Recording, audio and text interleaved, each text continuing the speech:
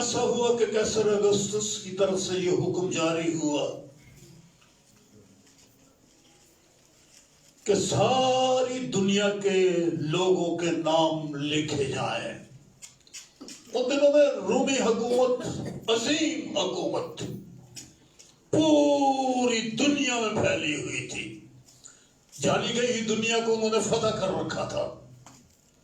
काबज से सारी दुनिया के ऊपर रूमी लोग, और कैसर अगस्तुस उन दिनों में था हुक्मरान।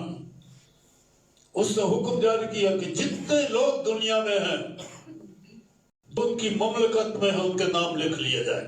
मर्दमशुमारी, पहली मर्दमशुमारी लिखा है। यह पहली इसम नवीसी सूरिया के हाकिम कोर्नियस के अहद में हुई, और सब लोग नाम लिखवाने के लिए अपने अपने शहर को गए। बस यूसुफ भी गलील के शहर नासरत से दाऊद के शहर बैतलहम को गया जो यहूदिया में है, इसलिए कि वो दाऊद के घराने और औलाद से था, ताकि अपनी मंगेतर मरियम के साथ जो हमला थी नाम लिखवाए।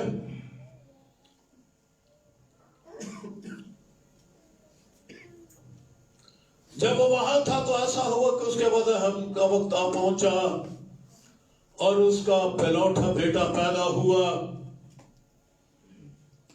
और उसने उसको कपड़े में लपेट कर चलनी में रखा, क्योंकि उसके वास्ते सराय में जगह न थी। ये पहली सात याद मैंने पढ़ी।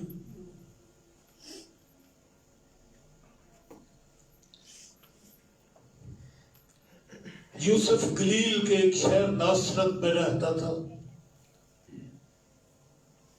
लेकिन उसका आबाई गांव बैतलहम था। नासरत में तो वो सिर्फ रह रहा था, लेकिन उसका बाप दादा का गांव जो था वो बैतलहम था।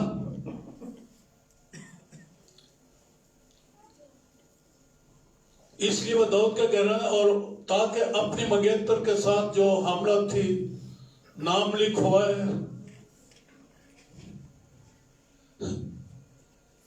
किसको साथ ले गया? नाम लिखवाने के लिए गया है, नाम लिखवाने के लिए गया है। इसम नवीसी हो रही है, बड़े शहनशाह का हुक्म है, हर मर्द का नाम लिखा जाए।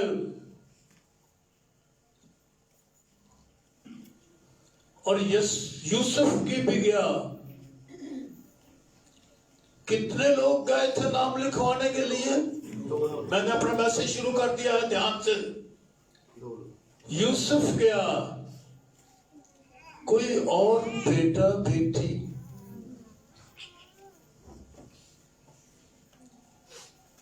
यूसुफ के कोई और बेटा बेटी था पहले? मरियम के साथ ब्याह जाने से पहले या मंगनी होने से पहले यूसुफ की कोई बेटा या कोई बेटी थी? अगर होती तो वो नाम लिखवाने के लिए बाकी बेटों को भी साथ ले जाता। इस हवाले से क्या साबित होता है कि यूसुफ का कोई बेटा बेटी कोई भी पहले नहीं था। जब नाम लिखवाने के लिए गया तो वो अकेला ही गया। वो जो बेटों के नाम दिए गए हैं, यहूदा है और शमऊन है और योसीस है और यूसुफ है, ये जो बाकी नाम दिए गए हैं, बाज लोग कहते हैं कि ये यूसुफ की कोई पहले बीवी थी, उसके बच्चे थे। सुना आपने? लोग क्या कहते हैं? लोग कहते हैं कि यूसुफ की और बेटे बेटियां जो लिखा हुआ है ना, वो उसकी पहली बीवी के थे। और अगर पहली बीवी के बेटे होते तो ये अकेला ही चला जाता।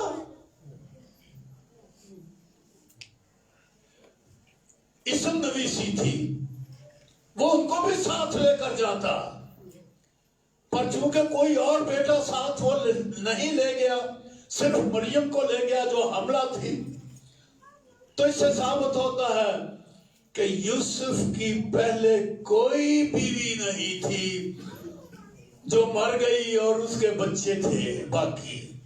यूसुफ के अब तक कोई बेटा और बेटी नहीं था, जिससे यह साबित हुआ कि जो नाम आगे चल के दिए गए हैं यीशु के बहन भाइयों के, वो किसी और बीवी से नहीं थे।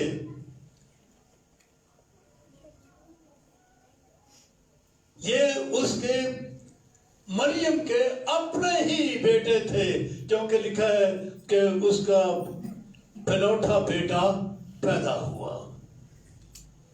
सो एक बात मैंने कही कि कभी ये ना सोचना समझना कि यूसुफ की कोई पहले भी बीवी थी और उसके बच्चे थे। बाद लोग ये कहते हैं, ये गलतफहमी दूर होनी चाहिए। आगे पढ़ रहा हूं। और उसका पहलौठा बेटा पैदा हुआ और उसने उसको कपड़े में लपेट कर चरनी में रखा, क्योंकि उनके वास्ते सराय में जगह ना थी। उस वक्त उसी इलाके में चरवाहे थे जो रात को मैदान में रहकर अपने गल्ला की निगहबानी कर रहे थे। खुदाम का फरिश्ता उनके पास आ खड़ा हुआ और खुदाम का जलाल उनके चौगिर्द चमका और वो निहायत डर गए। मगर फरिश्ता ने उनसे कहा, डरो मत, क्योंकि देखो मैं तुमको बड़ी खुशी की बशारत देता हूं जो सारी उम्मत के वास्ते होगी, कि आज दाऊद के शहर में तुम्हारे लिए एक मुंजी पैदा हुआ है, यानी यीशु मसीह खुदावंद। आमीन। चरवाहे रात के वक्त मैदान में गल्ला की निगहबानी कर रहे थे, जाग रहे थे अपनी भेड़ों की खातिर। ये चंद ही चरवाहे नहीं थे, और भी इस इलाके में चरवाहे थे।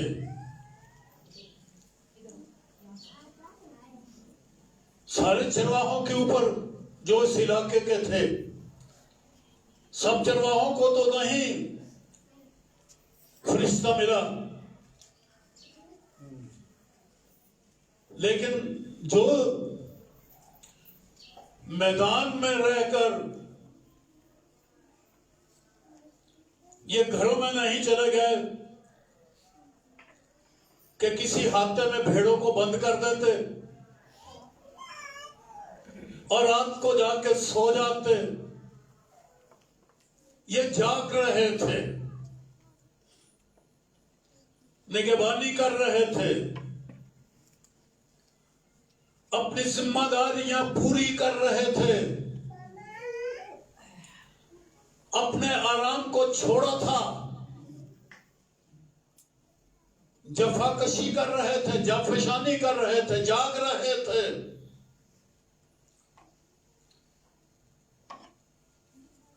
तो खुदा उनका फरिश्ता उनके पास आ गया। और भी तो चरवाहे थे उस इलाके में, लेकिन फरिश्ता किन पर जाहिर हुआ? जागने वालों के पास, जो जाग रहे थे। उन्होंने फरिश्ते को देखा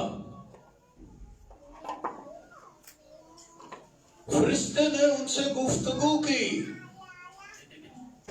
जो जाग रहे थे।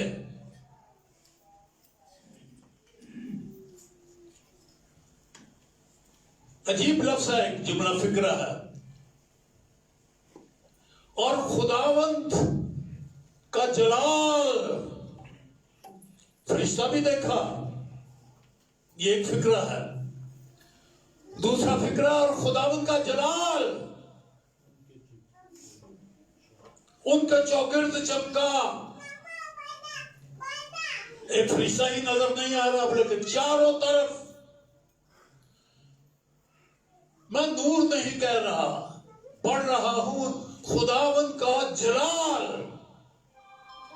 जलाल के मानी अगर आप समझते हैं, मैं इसको क्या वजाहत करूं उसकी। सिर्फ रोशनी को लोग कह देते हैं जलाल। मान लिया ये तो आग से भी रोशनी हो जाती है, इन बल्बों से भी रोशनी हो जाती है, तरह तरह से रोशनी हो जाती है, पर ये रोशनी की बात नहीं, ये तो जलाल की बात है। जो कभी लोग जलाल देख कर जिंदा नहीं रह सकते थे। मूसा को खुदा ने कहा था कि कोई शख्स मेरा जलाल, उसने कहा मुझे अपना जलाल दिखा दे। उसने कहा कि कोई मेरा चेहरा देख के, खुदा का जलाल देख के कोई जिंदा नहीं रह सकता। वो जलाल इनको नजर आया जो कभी लोगों को नहीं मिला करता था,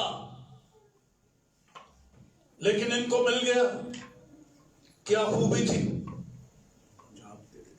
जाग रहे थे, निगहबानी कर रहे थे, अपनी ड्यूटी पूरी कर रहे थे, अपनी खिदमत के, अपनी जिम्मेदारी के जिम्मेदार आदमी थे ये।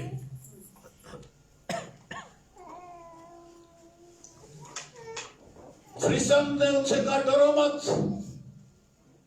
फरिश्ता ने उनसे बातें की, सिर्फ देखा नहीं,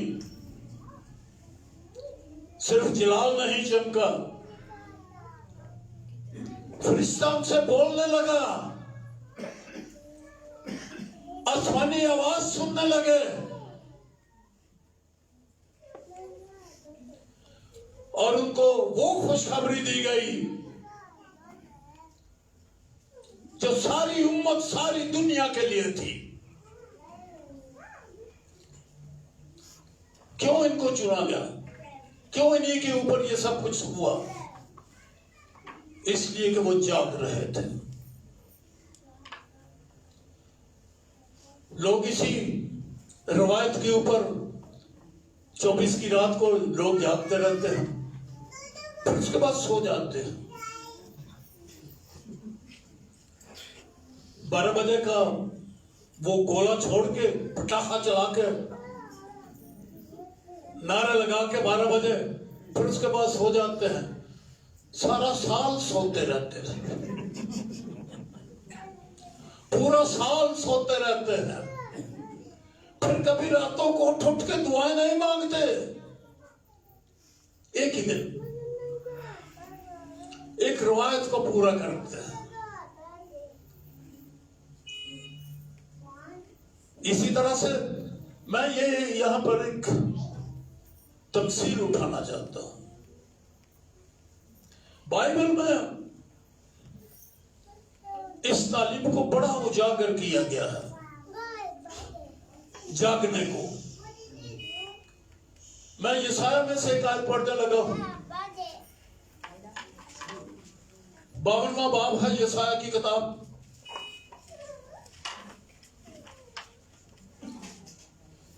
जाग जाग ऐ सयून, और आगे लिखा है अपनी शौकत से मुलब्बस हो। क्या खूबसूरत आयत है। जो जागता है वो शानदार लिबास पहनता है, शौकत का लिबास उसके ऊपर होता है। मैं रात को सोया हुआ था ढीले ढाले कपड़े पहन के, लोग उसे नाइट सूट कहते हैं, बड़े सुकून की नींद आती है। जब आदमी सोता था ढीले ढाले कपड़े पहन के बड़ी आराम की नींद सो जाते हैं, लेकिन जब जागता है तो फिर सूटट बूटट हो जाता है। शानदार। देखिए आज आप खूबसूरत से खूबसूरत कपड़े पहन कर आए हैं। जो आपके घर में बेहतरीन था वो आपने पहना, मुलब्बस हो गए। जागने वाला तो मुलब्बस हो सकता है, लेकिन जो सोने वाला है वो तो उसके पास तो कुछ भी नहीं है। कोई खूबसूरती उसके चेहरे पर नहीं, कोई रौनक उसके चेहरे पर नहीं, उसके बाल नहीं सबरे हुए, उसके कपड़े नहीं सबरे हुए, स्मार्ट नहीं है वो। लेकिन जो जाग जाता है वो स्मार्ट हो जाता है, खूबसूरत हो जाता है। शौकत के लिबास से मुलब्बस हो। जागने वाले को कहा गया कि शौकत आलिशान लिबास से मुलब्बस हो। ऐ यरूशलेम मुकद्दस शहर, अपना खुशनुमा लिबास, मामूली नहीं। मैंने कहा था रात को कुछ और होता है, सुबह तैयारी के लिए आला खुशनुमा लिबास पहन ले। ये जागने वालों की खूबियां। चेहरे के ऊपर रौनक होती है, उनके खिला खिला चेहरा होता है। हम जो सारा साल उदासियों में गुजार देते हैं, पता नहीं कितना पिछला साल कैसे गुजरा बालों का, उदास परेशान सोए हुए थे। आला लिबास, जलाल जो चौगिर्द चमकता है, हमारा चेहरा जलाली हो, हम नूरानी लोग हो, इसकी एक ही सूरत है, जागना। मैं रूहानी बातें कर रहा हूं, रूहानी तौर पर जागना। जो शागिर्दों को उसने कई बार कहा, मुबारक है वो जो जागता रहता है।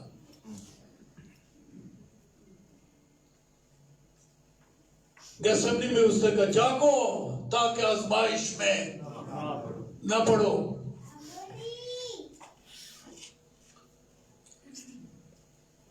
जो नींद में पड़े होते हैं उन्हें जलाल नहीं नजर आता, लेकिन ये गडरिये जाग रहे थे, उन्होंने खुदा को जलाल देखा, खुदा के जलाल को देखा, खुदा उनके जलाल को देखा, जलाली हो गए, मुदब्बर हो गए। इसियों में भी मैं एक आयत आपके लिए पढ़ना चाहूंगा जागने के ताल्लुक से।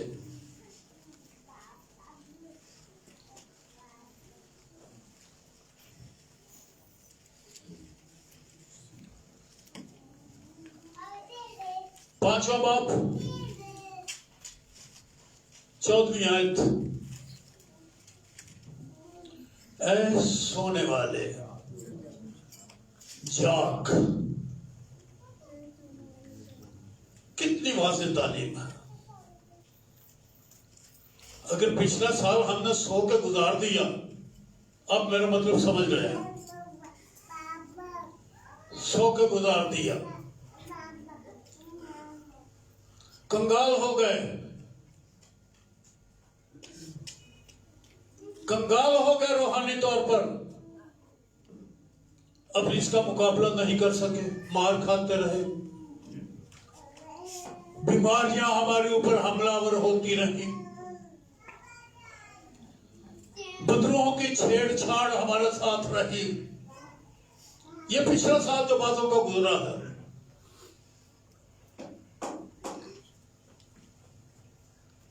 कोरोना के खौफ के सबब से पता नहीं क्या हाल हो गया हमारा और क्या होगा।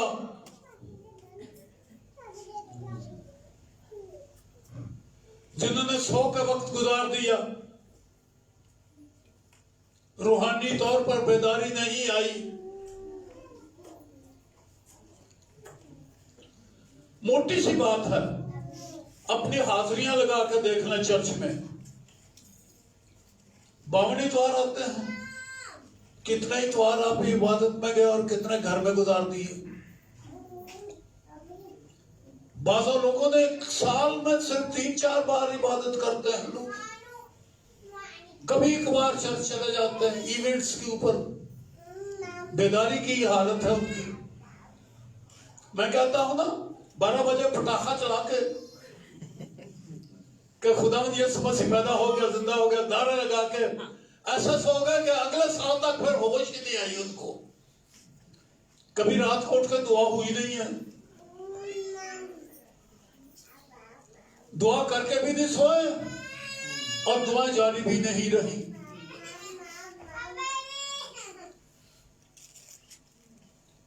ऐ सोने वाले जाग और मुर्दों में से जी उठ। एक सोया हुआ और एक मुर्दा बराबर है, सिर्फ सांस चल रही है। अक्सर मैंने ये देखा है, डॉक्टर लोग जब शक पड़ जाता है कि जिंदा या मुर्दा तो उसकी सांस को चेक करते हैं, सांस चल रही है, नब्ज देखते हैं, यूं देखते हैं, हवा आती है उसकी नाक में से, सांस चेक की जाती है। बस लोगों की सांसें चल रही हैं, पर कोई हिम्मत ताकत को नहीं। मुर्दों के बराबर, पता नहीं लगता कि ये जिंदा है या मुर्दा है। जो पड़ा हुआ है कुछ नहीं करता, सारी जिंदगी काहिली में गुजार दी, रूहानी काहिली। इसलिए फरमाया गया है, खुदा फरमाता है, ऐ सोने वाले जाग और मुर्दों में से जी उठ। जिन्होंने कुछ नहीं किया, जो कुछ नहीं करते, अपने को जिंदा ना कहा करो। तू जिंदा कहलाता है लेकिन है मुर्दा। ये पूरी कलीसिया, सरदेश की पूरी कलीसिया को ये कह दिया गया है। सारी की सारी कलीसिया इस तरह से है, पता नहीं इसका नाम क्या है। मैं तो सरदेश की कलीसिया के बारे में पढ़ रहा हूं, बहुत सारी कई कलीसिया इस तरह से है। अपने आप को जिंदा कहते हैं जी, हम बड़ी तरक्की याफ्ता है, बड़ी बेदार कलीसिया है। जिंदा कहलाता है लेकिन है मुर्दा। इसलिए कहा है, मुर्दों में से जी उठ। और संदेश की कलीसिया को यही कहा गया कि अगर तू जागता ना रहेगा,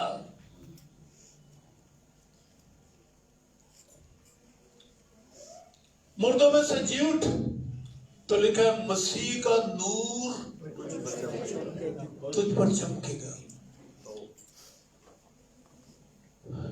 अगर नूरानी बनना है, अगर आपने नजात पानी है वो तो आपको मिल गई है। लोग गुनाह भी करते रहते, कहते मैं नजात याफ्ता हूं।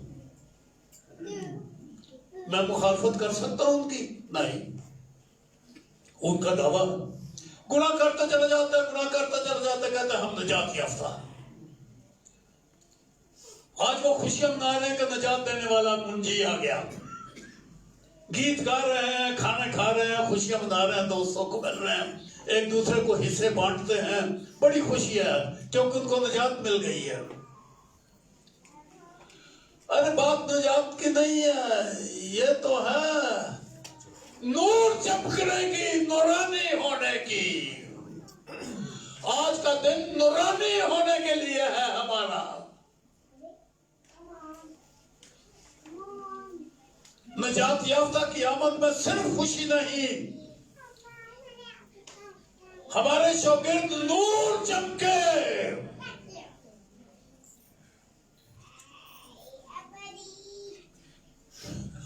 नूरानी। और इसी के हाथ में बड़ी खूबसूरती से लिखा हुआ है, तुम्हारा दूर नूरों, दुनिया में नूरों की तरह जिंदगी गुजारते हो, तुम्हारा नूर दुनिया के सामने चमके।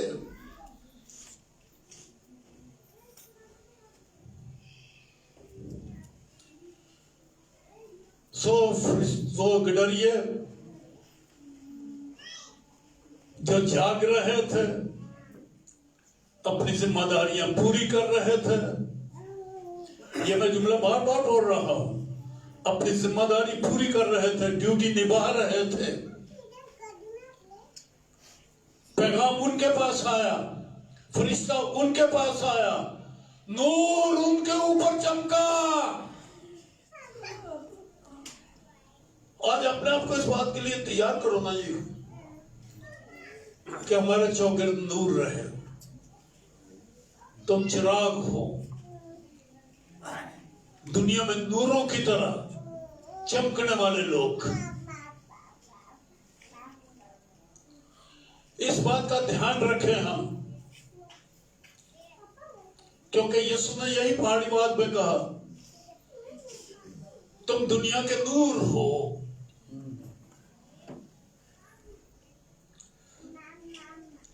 सो नूर बन के रहें, नूर बने रहें।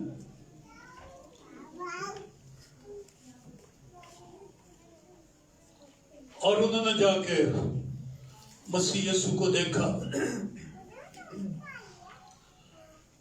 और एक क्वायर में शरीक हो गया।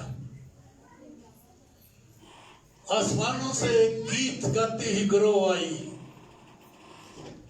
वो उस क्वायर में शरीक हो गए, गीत सुन रहे थे, फरिश्तों के गीत।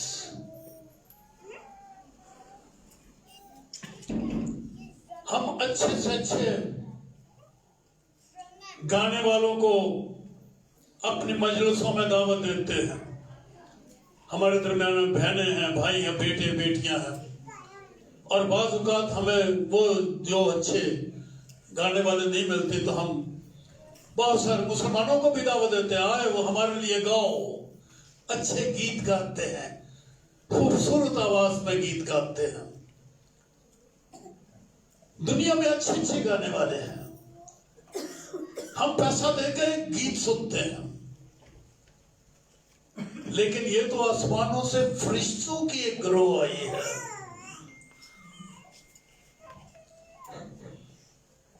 क्या साज भी बजते होंगे उनके साथ?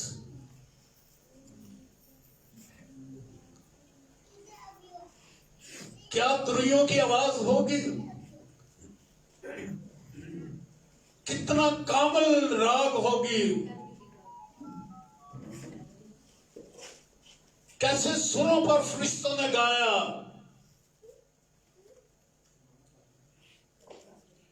वो ये गीत गा रहे थे, ये गीत उन निगहबानों को, गडरियों को याद हो गया। ऐसा गाया कि फिर वो भूले नहीं।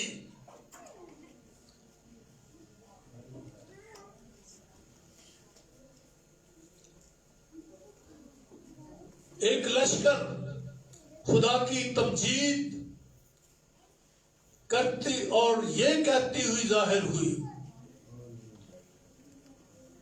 आलम बाला पर खुदा की तमजीद।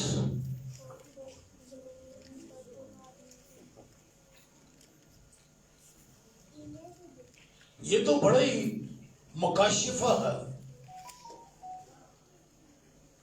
आसमान पर क्या हो रहा था? वो बैतलहम में पैदा हुआ, और आसमान पर क्या हो रहा है? कौन गा रहे हैं आलम बाला पर? कौन तमजीद कर रहे हैं? सारे आसमान। आलम बाला जब गा दिया गया तो इसका मतलब है सारे आसमान खुशी से झूम रहे थे,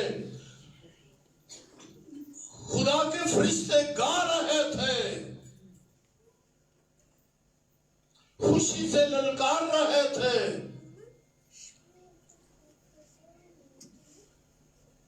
हमारे पास तो एक लफ्ज आया ना कि वो मुंशी पैदा हुआ है, और हम झूम रहे हैं। लेकिन आसमानी क्यों गा रहे हैं? आसमानों पर क्यों गीत है जी? हम तो गा रहे हैं ना कि हमें हमारा निजात देने वाला आया। फरिश्ते क्यों गा रहे हैं?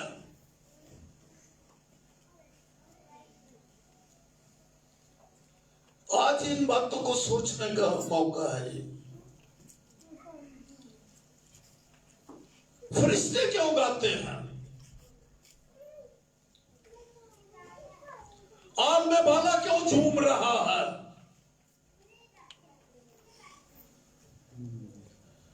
इंसानों के साथ फरिश्तों की दिलचस्पी कैसी है, क्यों है? मैं फिर वही बात कहूंगा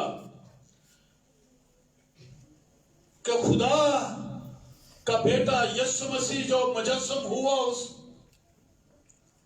वो सिर्फ निजात नहीं, बल्कि हमें खुदा की मानद बनाने के लिए इस दुनिया में आया।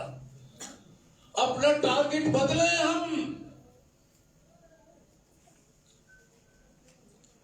हम एक आला नेशन बनाने के लिए ही नहीं, एक अच्छी कौम बनाने के लिए ही नहीं, एक ऐसी ग्रोह बनाने के लिए ही नहीं, बल्कि हमें खुदा की मानद बना देने के लिए आसमानों पर फरिश्ते गाते जा रहे हैं। फरिश्तों का गाना एक बड़ा बहुत भारी मकसद रखता है। सवाए आज के दिन इन गडरियों से जिनके पास खुशखबरी पहुंची और ये गीत उनके पास आया, आलम वाला पर खुदा की तमजीद हो और जमीन पर उन आदमियों में जिनसे वो राजी है, उन आदमियों में, जमीन पर उन आदमियों में इंसान के साथ सुलह से रहेगा। यह है सलामती का पैगाम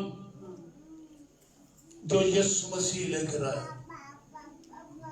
यीशु मसीह की जिंदगी में, उसकी तालीम में यह बात नहीं पाई जाती कि दुश्मन को मारो, बल्कि लिखा है कि अगर तेरी एक गाल पे तमाचा मारो तो दूसरी भी तरफ फेर दे। सुलह सफाई से रहो, बदला ना लो किसी से। इंसान का दुश्मन ना बने।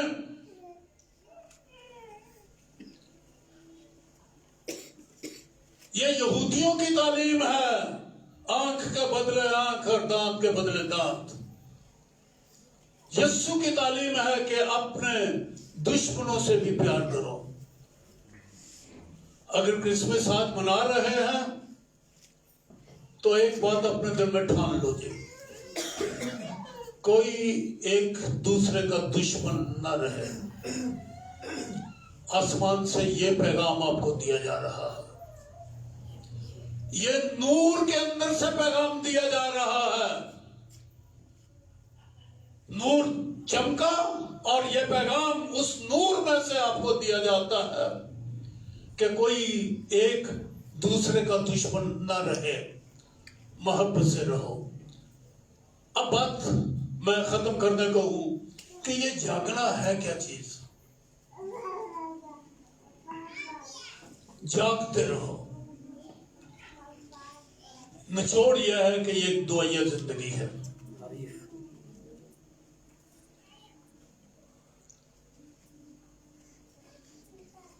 लोग 5 मिनट की दुआ मांगते हैं, 10 मिनट की दुआ मांगते हैं, 1 घंटे की दुआ मांगते हैं, 3 वक्त, 4 वक्त, 5 वक्त दुआ मांगते हैं। लेकिन बाइबल तो कहती है हर वक्त दुआ करते रहना चाहिए।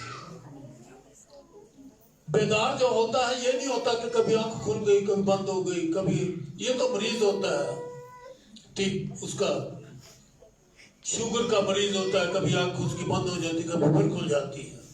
ये तो एक मरीज की निशानी है। मसलसल आंख खुली रहे ये तंदुरुस्ती का निशान है ये, जिसके अंदर दुआ जारी है। ये छोटी छोटी दुआएं जो आप मांगते हैं। मैं एक बार एक बच्चे की जन्मदिन की खुशी के ऊपर बुलाया गया। 4 बजे से उन्होंने वो गाना बजाना शुरू कर दिया। जब खूब 2 घंटे गा बजा लिया तो फिर वो एल्डर साहब मुझे कहने लगे, पादी साहब जी छोटा सा पैगाम दो क्योंकि वक्त ज्यादा हो गया। मैंने भी छोटा सा पैगाम दे दे, छोटी सी दुआ करके फिर उनको मौका दे दिया, मौजे करो जी। लोगों के अंदर दुआ कोई नहीं, हाजिरी है सिर्फ। एक 5 मिनट के लिए खुदा के सामने जाके हाजिर हो जाते हैं, फिर वो दुआ चलती नहीं रहती अंदर। जब ये लिखा हो ना, दुआ करते रहो, बेदार रहो, जागते रहो, तो ये वो दुआ है जो हर वक्त दिल के अंदर जारी रहती है और खुदा की हजूरी में बैठना है।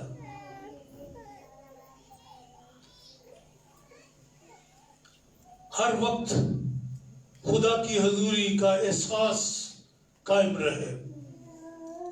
अकेले बैठे हो या दोस्तों में बैठे हो, खुदावंद आपके साथ हो। यह है जी दुआ। हर वक्त दिन और रात जागते रहने से मुराद यही है कि खुदा की हजूरी मुसलसल आपके ऊपर रहे। तब हम खुदा की मानद बन जाएंगे। वो ना सिर्फ हमें गुनाहों और बीमारियों से नजात देने के लिए आया, बल्कि वो इसलिए आया है ताकि हम खुदा की मानद हो जाए। खुदा आपको बरकत दे, आमीन।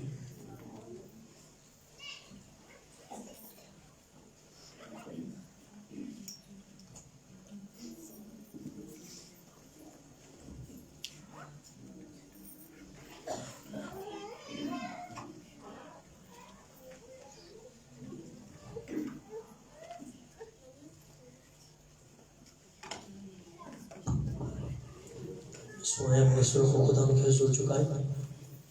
इस बाबरकत कलाम के लिए, इस खूबसूरत बातों के लिए कि हम यीशु मसीह में होकर खुदा के मानिंद बन जाते हैं। उस कलमा खुदा के वसीला से जो कसरत से हमारे अंदर आकर हमारी रूह के साथ एक इकाई बना लेता है। सो अपने सुर को खुदा के हुजूर झुकाएं। मैं दुआ के लिए दरख्वास्त करूँगा भाई आशपार से कि वो यहाँ सामने आ जाए और इस कलाम की शुक्रगुजारी के लिए दुआ करें। बाकी सब उसकी हजूरी में झुक जाए।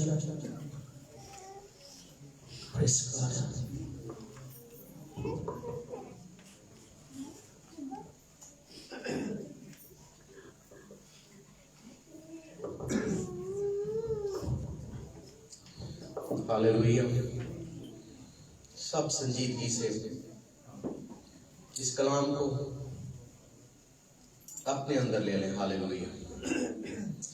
बाप तेरा शुक्रिया अदा करते हैं कि तेरे बेटे के आने से सब कुछ नया हो गया। हालेलुया।